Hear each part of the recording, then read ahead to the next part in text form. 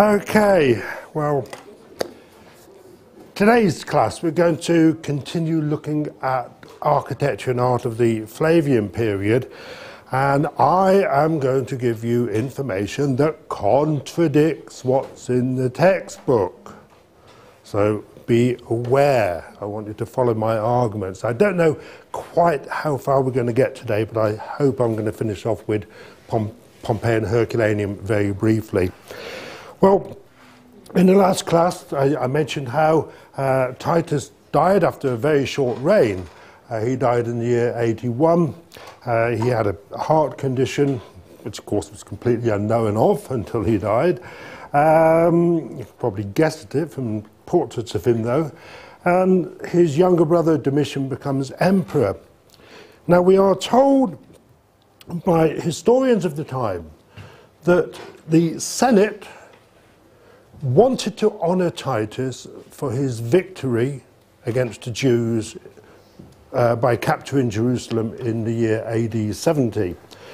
We know that in the year 71 there was a triumphal procession in Rome to celebrate the defeat of the Jews in the First Jewish Rebellion, and we know that this triumphal procession, which involved Vespasian, began on the Campus Martius. It made its way through the Circus Maximus, turned round here, round the end of the Palatine Hill, came onto the Via Sacra, I'll write that down in a moment, onto the Roman Forum, and then made its way up to the Capitoline Hill. The Arch of Titus is a monument that celebrates Titus's part in that triumphal procession. It doesn't actually celebrate Vespasian at all. We know that triumphal processions always included representatives of the army. They would carry with them the booty, gold, silver, jewels, things like that. The spoils, the treasures that they had captured in the campaign, prisoners of war, things like this. This was physical confirmation of the Roman victory. The Arch of Titus was erected after Titus's death to celebrate this particular victory. The thing is that Titus was greatly loved by the Roman Senate and Roman people, and he died very unexpectedly. And we can imagine that they probably planned to honour him with a triumphal arch before he died, but then he upped and died instead. Well, what about the arch and the problems with the arch and the dating of the arch? We can reconstruct its original appearance. It would have had on the top a bronze statue of the Emperor Titus in a quadriga, a four-horse chariot. We've got the general appearance of it. The arch itself, fortunately for us, was built into a Renaissance palace or church sometime in the 15th or 16th century. And so most of it was pretty well preserved, especially the east side. The west side is not so well preserved. Looking at the east side, the original side of the arch, you can see it's just a single entranceway. It's got these wonderful columns on either side. In this part of the arch, these are known as the spandrels, remember? These curved parts, not spandrex, the fabric, but spandrels, the curved part of the arch. And you've got flying victory figures there. And above that, you've got this little procession scene, a little procession frieze. Unfortunately, a lot of it is gone. And the figures have been taken off. But we can see it includes illustrations of the actual triumphal procession of Vespasian and Titus. That's described for us.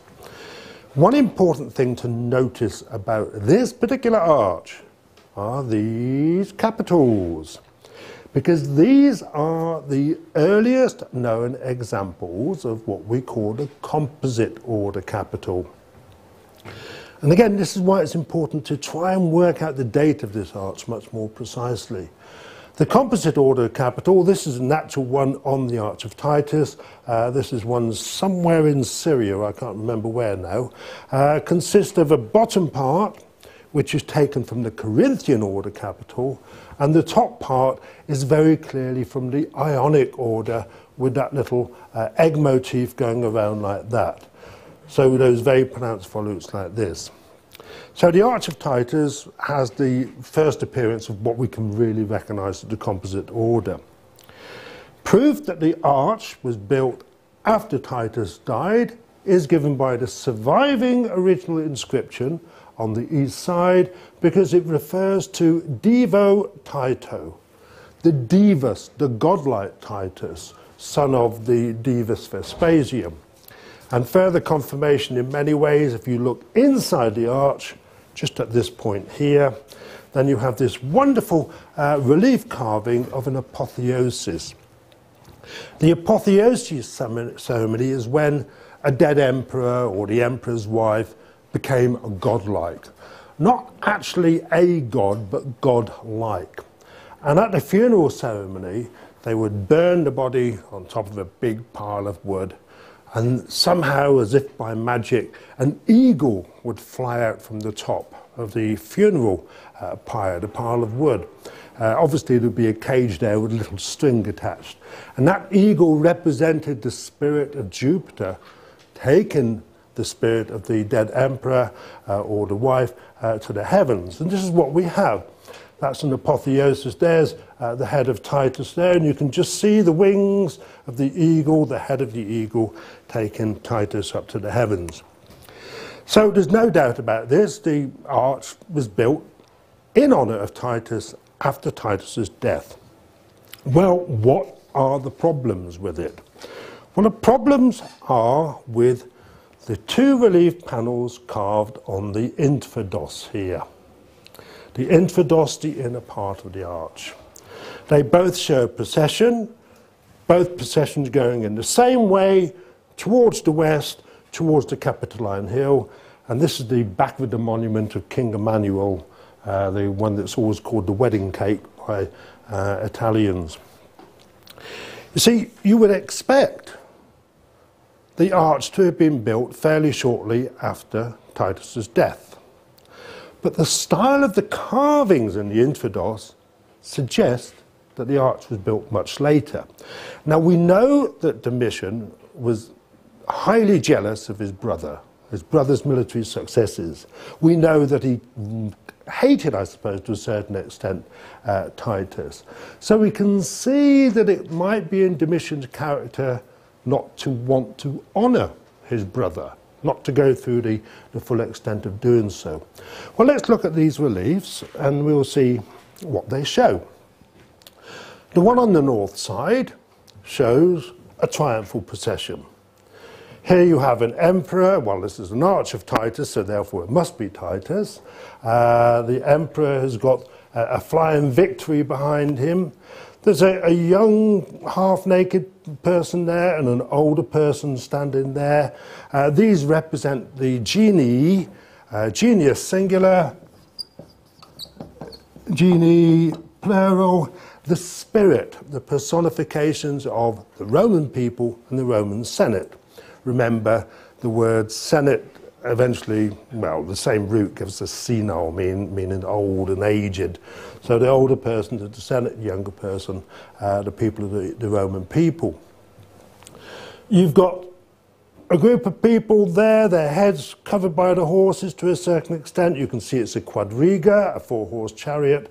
Well, they're carrying these long rods, so these have to be lictors, the official bodyguard, in a sense, who went with the emperor wherever he goes out. At the front of the procession, you've got these two female figures. It's not entirely certain who they are. They might be Vestal Virgins. The Vestal Virgins were the 6 or 8 women who kept the holy fire of Rome burning in the temple of Vesta. We have an English saying that for a woman, life begins at 40. And the origins of that go back to the Vestal Virgins, because they would serve in the temple of Vesta from the age of 10 to the age of about 38 or 40, when they were allowed to go out into the open world and they can get married. So yes, life begins at 40 if you're a Vestal Virgin. Well, this is obviously representing the triumphal procession. What about the south panel? The south panel is really one of the most dramatic pieces of Roman art in architecture. It represents part of the procession. You've got a group of men, they'll be soldiers, but they're wearing civilian clothing. Some are blowing trumpets up here, and they're carrying various objects. Well, this square box up here, that's the thing that Indiana Jones was after in the first of the films. That's the Ark of the Covenant, the chest that holds the writings of Moses. And here we have the menorah, the seven-branch candlestick. These are objects that were taken from the temple, the great temple in Jerusalem, just before it burnt down, shortly after Titus captured it. And you've got these signboards being held up by the people. These are tabulae, tablets. Tabulae. These would have been, we know from descriptions, these would have had written on them a description of these objects or the events in the actual campaign. But these are really remarkable carvings. And they're very realistic carving. They are very realistic. They stand out as examples of the Roman way of using art to present propaganda. But look carefully at what these particular carvings tell us. It's a new style of visual representation from what we've seen before, the Aura Pacis, the Altar of the Vicar Magistri. For a start, you've got this filled-in background. It's not a plain background. You've got a big space between the heads of the figures and the top of the relief. You don't have that on the Aura Pacis. This is filled in with details of objects, whether it's the sticks carried by the lictors or something like that. Then we have this rather step-like appearance of showing a perspective. So you've got the horses' heads at this level and the heads of the lictors there at a higher level. And you've got the same type of thing here. Now he's missing his head, but you can see you've got this sort of step-like appearance going up and down like that. It's got a much greater sense of movement with it. Then, these panels are carved in a very specific way. Can you just see that deep shadow up there? And the same on this one. If you look at a cross-section of the panels, they're not flat. They're curved in like this. And that's done so that the figures on the front of the panel stand out much deeper than the other figures. So you've got this very high relief for those central figures and lower relief on the sides. One final thing. The side on, you can see the face, you can see the face, you can see the face. Parallel, you can see the back of the heads going there. Much clearer here, look. That man is clearly going in this direction. These are clearly going like that. And look at these guys, they're going that way through an arch. The actual impression you get standing in the Arch of Titus, and unfortunately, you're not allowed to do this anymore, and I'll explain why in a moment. You feel almost as if you're in the middle of the procession. That they're coming from one side like that, the arch of the chariot scene, and they're coming from the other side like that. So they're very, very different in their style of carving. Now I mentioned you can't go inside the arch anymore because this celebrates an occasion which the Jewish people do not celebrate, the burning of the great temple, which is commemorated, remembered in the festival, I think, of Hanukkah. Somebody one day wrote in Hebrew with spray can on this, in "the victory is ours." So ever since then, people have never been allowed to get back in there. This commemorates the capture of Jerusalem, remembered by a specific Jewish religious holiday. Now look at these carvings, and let's look at the only series of relief carvings which are certainly dated to the time of Domitian. The Chancellery reliefs. They get their name because of where they were found, the Palazzo Cancellari in Rome. They were found when digging in the cellars there just before the Second World War.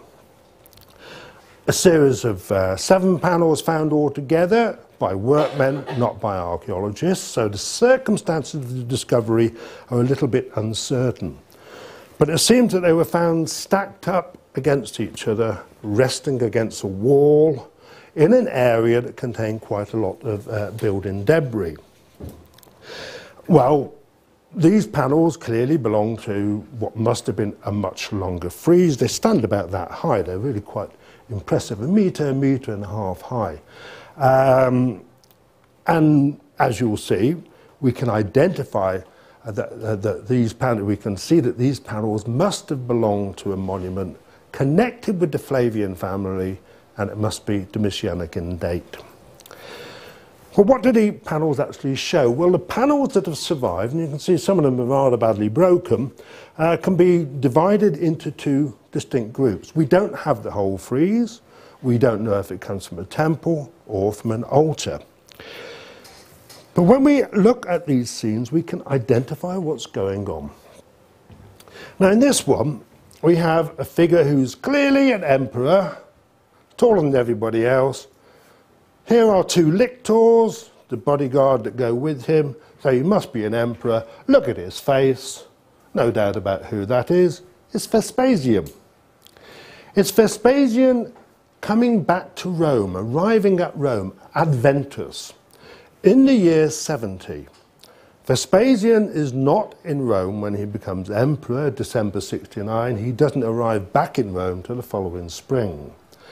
When he gets to Rome, he's greeted by his younger son, Domitian, because Titus is still fighting in Judea. You can just see the edge of a victory wreath there.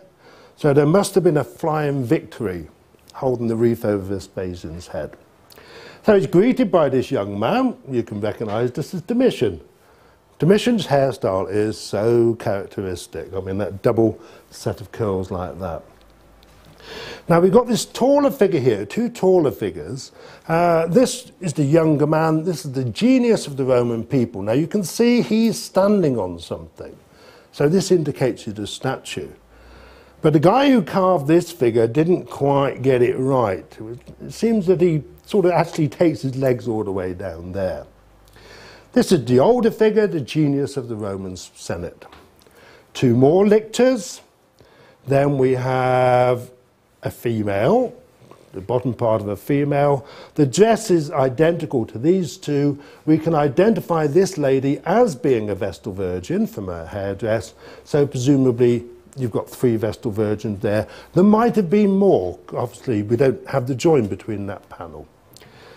Here we've got Roma, a statue of Roma sitting on a chair, and then at the end, this guy, he's holding a long stick. Now, he is wearing a toga. The lictors don't wear togas, so he must be one of the bodyguards of the Vestal Virgin. So there's no doubt about what this scene represents. It's Domitianic. It's Domitian welcoming the Vespasian back to Rome. Confirmation that this is Domitianic in date is provided by the other part that we have. This is what we call a profectio scheme. It's a profectio when an emperor leaves Rome for a military campaign or something like that. Well, you can see it's a military campaign because we've got all these Roman soldiers not wearing their armour, but definitely Roman soldiers there. That's the wing of a victory. Victory herself is missing. It has to be an emperor because here we have a lictor. And the lictor is standing behind a figure representing Mars, who's not shown as a statue. He's shown as an actual living person. Now remember, in Roman and Greek mythology, the gods can come down to you in human form. Next to him is a female a goddess. We can recognize her as Minerva by her breastplate. Well, Minerva was Domitian's favourite goddess. He builds a temple to her. And they're both sort of encouraging forward the emperor himself. There's Domitian, sort of one knee showing, ooh, rather bold. He's wearing his travelling uniform to go on a campaign. Soldiers in the background, and here we have Roma, the older man, the spirit of the Roman people, the spirit of the Senate, the younger man there, the spirit of the Roman people, and the soldiers in the background. So this is a profectio. Vespasian, getting totally confused today. Domitian left Rome for two military expeditions that we know of. One was against the Chatti, who were Germans, and that was in the year 83. The other was against the Sarmatians, people who lived in roughly modern Hungary, the western part of modern Hungary, and he departed for that war 92-93. So the relief has to celebrate that event. Interesting thing about this relief is look at the head of Domitian. It's been recarved. If you look at the body, the head is small. It's been reduced in size. What's happened is that's the head of Domitian from the other panel. The head of Domitian has been recarved to make this look like Nerva. Now, this is what happens. When an emperor goes out of favour, he goes through a process called damnatio memoria.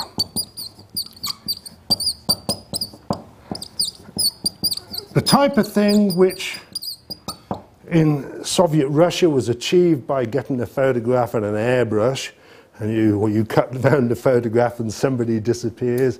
In the Roman world, you did this by destroying statues, erasing the name of the emperor who suffered damnatio memoria, or you reused the statue for something else. So we can see that what's happened here is these reliefs from a monument of Domitianic date have been taken down from something to be recarved in the name of Nerva, presumably to be put on something else. But they realised after they carved one of the panels, well, this doesn't work. The head is too small. This suggests the panels probably came from an altar, so they wouldn't have been too high up in the air. But either way, what's definitely happened here is that Domitian's face has been recarved to make it look like Nerva. But the real point I'm trying to get to is look at the differences in the style. This would be an imperial monument made by the best artist of the day, imperial artist. This, the Arch of Titus, is an imperial monument made by the best artist of the day, imperial artist. The difference is so dramatic, it's hard to believe they can possibly be the same date. This cannot be any earlier than 83, and it's likely to be as late as 93, 95. So that, in theory, might be the same date as this, if this was built in 81. But the whole style of this is so full, it's almost Baroque. It's a much fuller style. And this leads people to suspect that the Arch of Titus might actually have been built at a later date by the Emperor Trajan. This is the west side of the arch. Now, when they managed to get this out from the Renaissance palace, and of course you would not be allowed to knock down a Renaissance palace now to get a Roman monument out, they found the top part on the west side was completely missing. So they put in an inscription there to commemorate its rebuilding by the Pope of the time. Not far from here, at roughly the same time, was found part of an inscription of the same size that mentions the Emperor Trajan. So there is this possibility, well, I would say probability, because of course, no, Trajan's my emperor. There is this possibility that the arch actually dates the reign of Trajan. Is this serious? Yes. Composite order first appears on this. Does the composite order date to 81? Towards the end of the 1st century, or is it early 2nd century in date? People date buildings by the style of architecture. So that is the problem with the Arch of Titus, and that's why I didn't want to get too involved with it when I finished the class last time. Let's now go and look at something that we know Domitian did build. Well, we know that Domitian was responsible for building the basement level in the Flavian amphitheatre. The original amphitheatre, the arena, the word means sand, simply had a floor of clay with sand over it. But then what Domitian does is he constructs a series of basement rooms, and the purpose of these is to make the shows work better, more spectacular. Domitian's a showman. The sort of view as you see it now. They rebuilt 1/8 of the wooden floor, and they put this in a couple of years later. This view was taken just before they did that. What you have in the basement level is this long corridor and a series of curving corridors on either side. These are really quite narrow corridors, except for that one. Most of these corridors are not much wider than me, if that. And the purpose of these is to make the shows more spectacular. Domitian's architects arrange it in such a way that the original floor, having been removed, the basement level cut down here, a wooden floor is put in with sand over the top so that the gladiators can get a grip when they're fighting, and lots of trapdoors. And the trapdoors are for this, to allow scenery to be raised. Trees, let's have a fantastic magic effect. We're having a Venaciono, we're having a display of animals fighting men, we're using African lions, we need to have some African type trees in the arena. And that's what all this business is done for. This basement level is put in to make the shows that much more spectacular. It means you can no longer use it for imitation naval battles, but you just have to lose that. The evidence indicates that animals would be brought from all over the Roman world, from Anatolia as much as from North Africa, all types of wild animal, ostriches, lions, tigers, bears, you name it. They'd be brought here in cages. The cage would be somehow made to a standard size so it could be fitted into one of these cages in the basement like this. So the cage could be lowered down from the arena level down to the basement level, and then when you wanted that particular animal to come out, the workmen would lower a ladder like this, open the cage door, right? The animal can't turn round, the corridor's too narrow, it's got to go that way, it's got to go up through the trapdoor in that particular way. So it works something like this. Now this is the only bit of the film The Gladiator that I kind of half approve of, apart from the battle scene at the beginning. This idea of an animal coming out of a trapdoor. I don't think there was ever a tiger in the Colosseum. But they weren't chained, they were free, they would run around and do what they could. So this is how the whole sort of system worked. It's absolutely incredible. 2 levels of basement cages, different animals in. There's also a tunnel that goes next door to the gladiator training school. So the gladiators can come straight to the arena without having to go through the streets of Rome. A second building project of Domitian's, which was done again for the enjoyment of the Roman people, was the construction of the stadium. A stadium is a place for foot races, for wrestling matches, boxing matches, horse races. A hippodrome, or circus is for chariot races. But this is a 170-metre long stadium built by Domitian for Greek-type gymnastic entertainment in Rome. And we're fortunate that, like the theatre of Marcellus down here, like the theatre of Pompey over here, parts of it were converted into a fortified village and palace during the medieval and Renaissance period, which means that we can actually still see it. Well, it's now called the Piazza Navone, and it is the largest open public place in the whole of Rome. You can get some idea of the scale of it from there. You go there on a weekend day, it's absolutely full of people like this, open door cafes and so forth, enjoying the sunny weather when it's sunny and raining when it's raining. Antique markets and things like that. The great thing is that these medieval and Renaissance buildings, and there are two churches incorporated into this. You can see the one of them down there, St. Agnesa, St. Jacob, the Spanish over there. These originate in the 5th century to commemorate Christian martyrs who were killed in the stadium. But you can see how these beautiful Renaissance and medieval buildings actually reflect the whole plan of Domitian's stadium. Only a few parts of it can actually be seen. So you can just see one of the lower arches down here.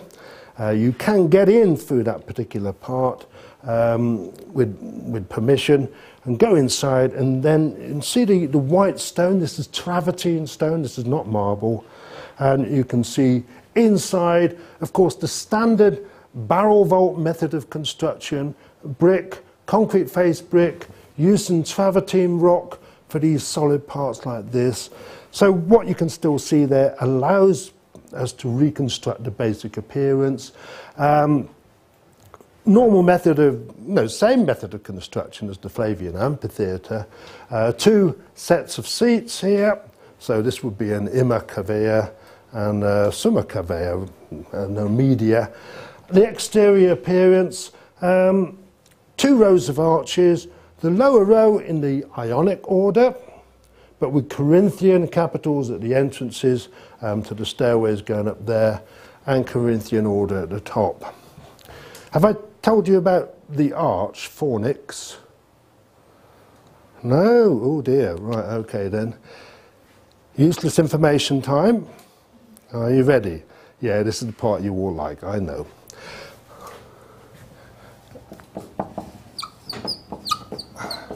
The Latin for an arch is fornix. The arches like this were suitable places for ladies to do their business with gentlemen for a sum of money, prostitutes. So they were known as the fornices, the ladies underneath the arches. In English, we have a word for sexual intercourse outside marriage, fornication. Or rather specifically, if one of the people is married and they have sex with somebody who's not their wife or husband, it's fornication. In English law, you can still be divorced for fornication. I've yet to hear somebody say, but sir, Mr. Judge, sir, it wasn't with a prostitute underneath an arch. So therefore it wouldn't be fornication, would it? But okay, anyway. Right, that's your piece of useless information for this particular class. Okay, so there we have the Domitian Stadium. But the most magnificent building that Domitian was responsible for, the biggest one, the most expensive one, is this. The Domus Augustana, Domus Augustiana, also known as the Palatium. Well, here's the Domus Tiberiana, the house of Tiberius, the house of Augustus. Nero's Domus Transitorium went something like that over there. What Domitian decides he needs is a big super-duper palace. And he has this built fairly early on in his reign. And he employs for the building of this an architect by the name of Rabirius. Well, Rabirius is evidently an incredibly good architect. He's faced with the problem of building a large palace on the south side and the east slope of the Palatine Hill. So what he does is he designs a palace that's basically built on two levels, a ground level on the north and west side, and two, sometimes three levels going down the hill. This is an amazing piece of concrete and brick architecture, and it's actually divided up into two separate parts. This is the overall plan that shows you the basic appearance of it. What we have over here, the west side, is the official state part of the palace, and over here the private part. The state part, the state complex, is known as the Domus Flavia, the Flavian house. And it consisted of three very large state rooms. That must be a large throne room of some particular kind. It's 30 meters wide. Now, anybody here been to Dolmabahce? Yeah, well, you think the stateroom in Dolmabahce Palace is big. You're talking something roughly the same sort of size.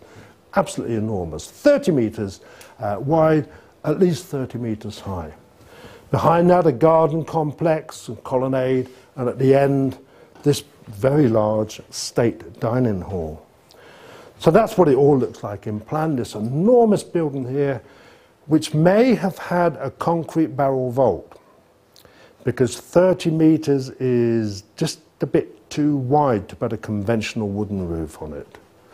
And the walls here are 3 meters thick, so they are wide enough to actually carry a barrel vault. Guest rooms, garden, and official dining hall at the back.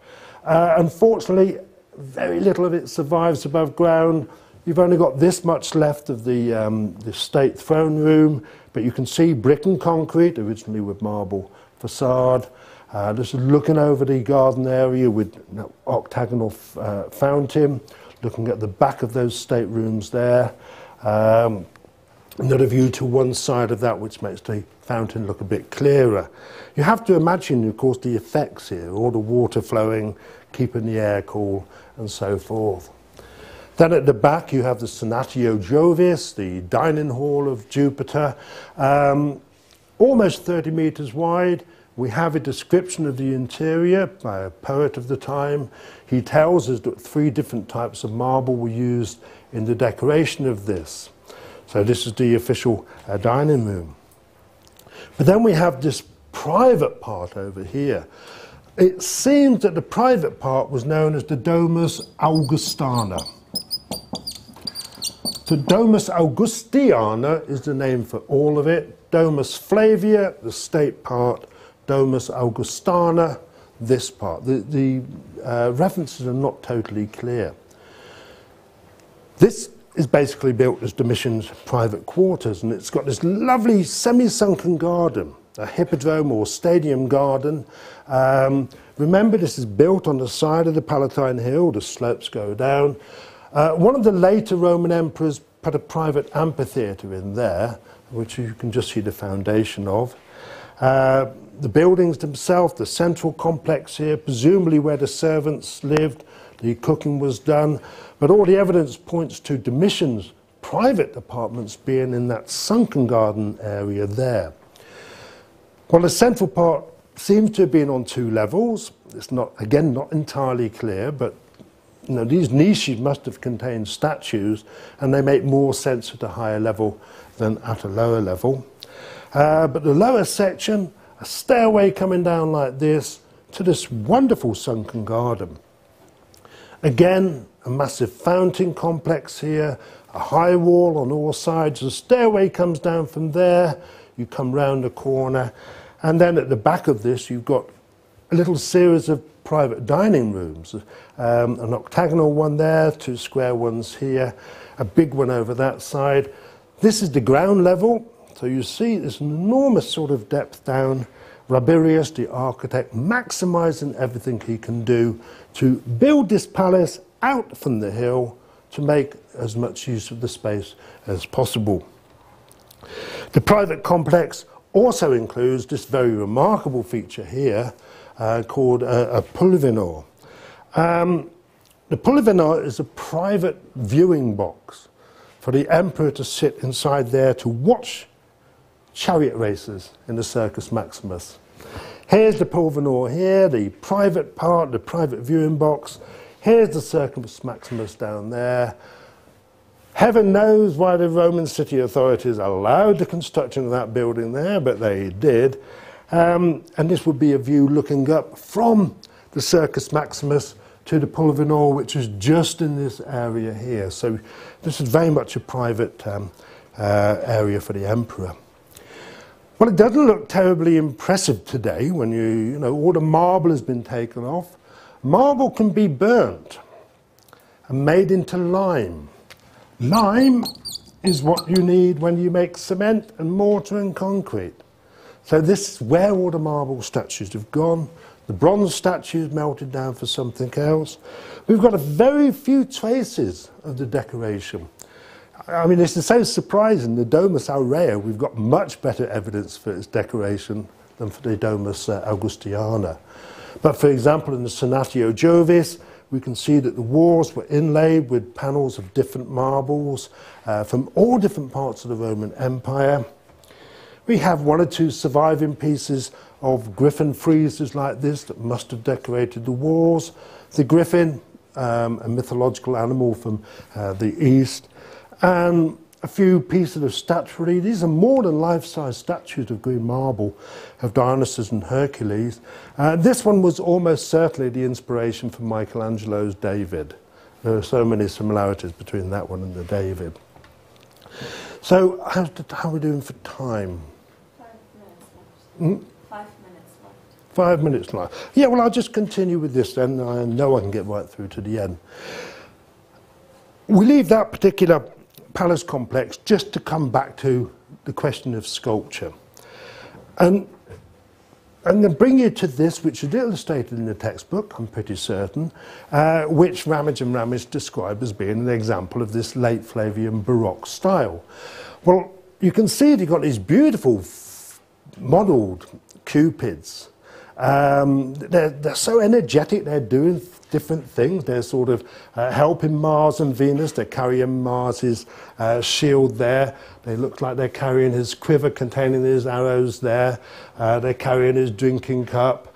All sorts of things. These beautiful cupids going about their everyday work, helping Mars and Venus at various tasks. Well, this was found at the site of the Temple of Venus Genetrix. Now, the Temple of Venus Genetrix, built by Julius Caesar, was badly damaged in a fire in the year 69, at the time when Vespasian's friends were attacking the city of Rome and trying to get rid of the last of the three emperors, Vitellius. It's always been assumed that this temple was rebuilt by one of the Flavian emperors and probably by Domitian. And this is the line of thinking that Ramage and Ramage take. But we know that the Temple of Venus Genetrix was heavily remodelled by Trajan in 113. Now remember what I said about these scenes on the Arch of Titus. They are Baroque, they are fully modelled like this. So you can see that this might be Trajanic, it could be Trajanic. You can construct an argument around that particular point. But of course the great thing about these cupids is that they serve as the inspiration for so many other beautiful paintings. Don't you just love that one? This is the one I like. Right. Okay, we'll stop at that point and we'll go have a break now.